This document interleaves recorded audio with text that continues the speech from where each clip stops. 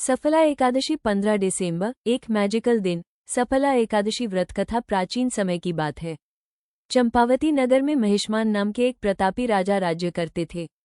उनका बड़ा पुत्र लुम्पक बहुत ही दुष्ट और अधर्मी था। वह गलत संगति में पड़कर चोरी, जुआ और पाप कर्मों में लिप्त हो गया। राजा ने उसे कई बार समझाया, लेकिन जब वो नहीं माना तो अंततः राजा ने उसे राज्य से निकाल दिया। लुम्पक वन में रहने लगा। वहां वो चोरी और हिंसा से अपना जीवन चलाता था।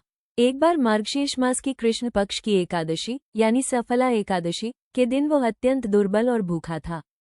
उस दिन उसे भोजन नहीं मिला और वो अनजाने में ही उपवास कर बैठा। रात्रि में उसने बिल्व वृक्ष के नीचे भगवान विष्णु का स्मरण करते हुए विश्राम किया। अगले दिन द्वादशी को उसने कुछ फल खाए और अपना जीवन चलाया। इस प्रकार बिना जाने ही उसने सफला एकादशी का व्रत कर लिया। उस व्रत के पुण्य प्रभाव से उसके जीवन में परिवर्तन आने लगा। उसका हृदय शुद्ध हुआ, पापों से मुक्ति मिली और उसका स्वभाव सुधर गया। कुछ समय बाद राजा महिष्मान को अपने पुत्र के परिवर्तन का ज्ञान हुआ और उन्होंने उसे पुनः राज्य में स्थान दिया। आगे चलकर लुम्पक एक धर्मात्मा और न्यायप्रिय राजा बना।